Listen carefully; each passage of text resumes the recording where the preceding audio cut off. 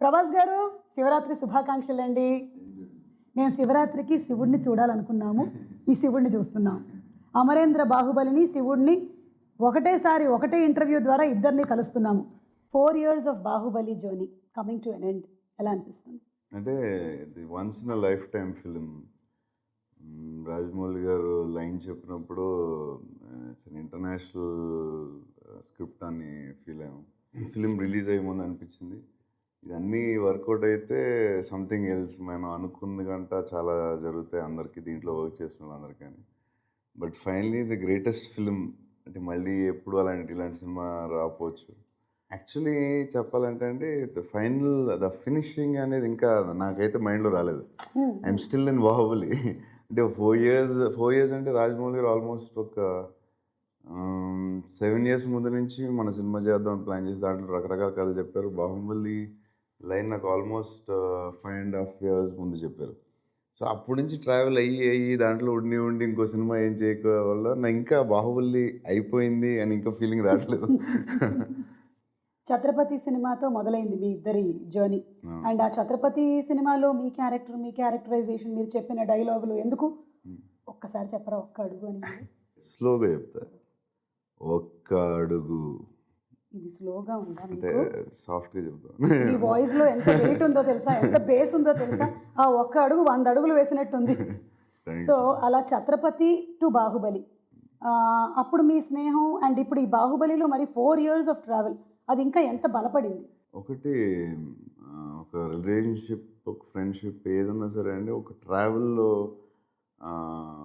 వేరే రకాలు ఏదో మనం ఫేస్ అవ్వాల్సి వస్తుంది. ఫర్ ఎగ్జాంపుల్, రోజు పక్కనే ఉన్న ఫ్రెండ్కి 10 రోజుల తర్వాత ఉన్న ఫ్రెండ్కి దిస్ లాట్ ఆఫ్ డిఫరెన్స్. 10 రోజులకు ఒకసారి వచ్చే ఫ్రెండ్కి.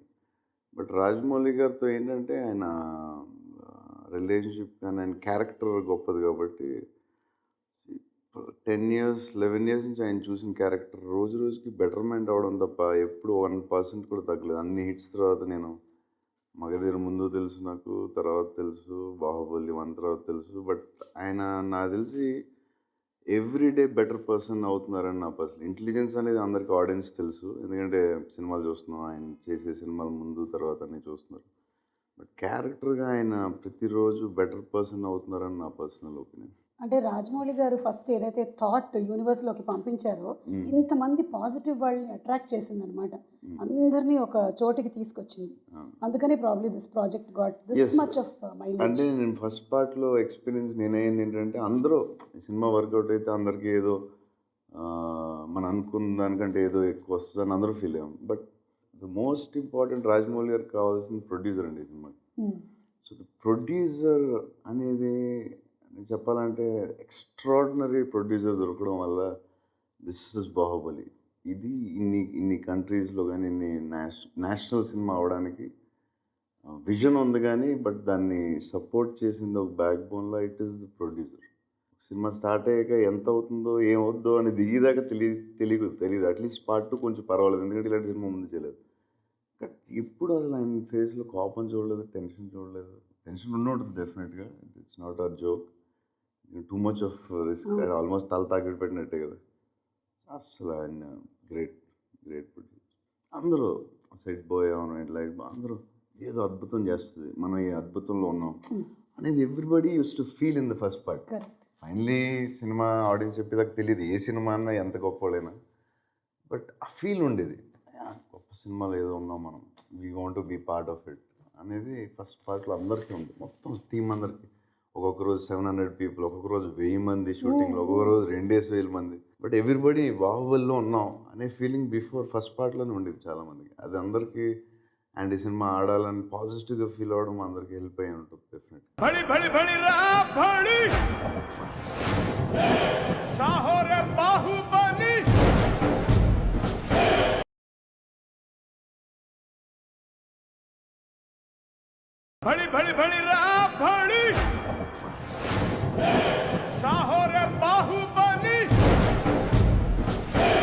తెలుగువాడి సత్తాని ప్రపంచవ్యాప్తంగా చాటిన సినిమా బాహుబలి.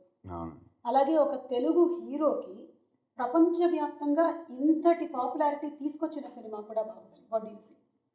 ఇంతటి పాపులారిటీ తెలియదు కానీ బట్ డెఫినెట్గా చాలా చోట్ల ఇప్పుడు బాంబే వెళ్ళినా ఢిల్లీ వెళ్ళినా చాలామంది ఫొటోస్ తీసుకుంటున్నారు అండ్ చూడగానే అది గుర్తుపడుతున్నారు అండ్ ఎస్ పాపులారిటీ ఎంతో తెలియదు కానీ బట్ ఎక్కడికి వెళ్ళినా ఇప్పుడు ఫేస్ అయితే మీరు గుర్తుపడుతుంది. చాలా హంబుల్గా చాలా మోడెస్ట్గా మాట్లాడుతున్నారు కానీ తెలుగు రాష్ట్రాల్లో ఆల్రెడీ మీరు చాలా పెద్ద స్టార్. అయితే బాహుబలి మిమ్మల్ని నేషనల్ స్టార్ని చేసింది. కర్ణాటకలో బస్సుల మీద మీ బొమ్మలు, క్యాలెండర్ల మీద ఫోటోలు, కేరళలో ఫ్యాన్స్ సంఘాలు, వినాయల్ పోస్టర్లు, గుజరాత్లో ఆటోల మీద మీ బొమ్మలు, పరేడ్లో మీలాగా రెడీ అయి ఫీట్స్ చేయడాలు, తమిళనాడులో బస్సుల మీద ఫోటోలు అలాగే కటౌట్లు, మహారాష్ట్రలో ఆటోల మీద, గాలి పటాల మీద, ఇక చిప్స్ ప్యాకెట్ల మీద, అలాగే మీ బాహుబలితో టాటూలు వేయించుకోవడాలు, వినాయక చవితి మండపాల గురించి చెప్పక్కర్లేదు. ఎంతమంది వినాయకుళ్ళు బాహుబలి అయ్యారో. మొత్తం మీద ఇలా నేషనల్ వైడ్ స్టార్ అవడం మీద మీ అభిప్రాయం? అంటే ఎంత పెద్ద సక్సెస్ అయిన తర్వాత ఇలాంటివి జరుగుతూ ఉంటాయి. ఆఫ్టర్ ఎఫెక్ట్స్ బాహుబలి అని ఎక్కువ దాన్ని సీరియస్ తీసుకోకూడదు. సీరియస్ తీసుకోరా? సీరియస్ తీసుకోకూడదు. అమ్మాయిలు పడి చచ్చిపోతున్నారు. పోలండి మంచిది. The most desirable man, first Salman Khan గారు, సెకండ్ హృతిక్ రోషన్ గారు, and third is your name. That's amazing. Okay, it's అంటే అంత పెద్ద సక్సెస్ అయిన తర్వాత ఇలాంటివి వస్తాయి. మీరు సక్సెస్ ని మరీ సీరియస్ గా తీసుకోరా? నేను 100% తీసుకుంటాను, చాలా హ్యాపీ ఫీల్ అవుతాను, కానీ దాన్ని రిజల్ట్ని చాలా సీరియస్ తీసుకున్నాను. ఓకే, ఎందుకంటే అప్పుడు ఒక్కొక్కసారి ఏమవుతుందంటే సక్సెస్ ఆ వేవ్లో ఉన్న ఫ్లో వేరు, తర్వాత కొన్ని రోజుల తర్వాత మళ్ళీ ఏదైనా కొన్ని రోజులకు మారుతూ ఉంటుంది, కానీ ప్రెసెంట్ ఈ స్టేజ్ లో ఈ సిచ్యువేషన్ లో పరిస్థితి ఇలా ఉంది. That's very it makes me happy.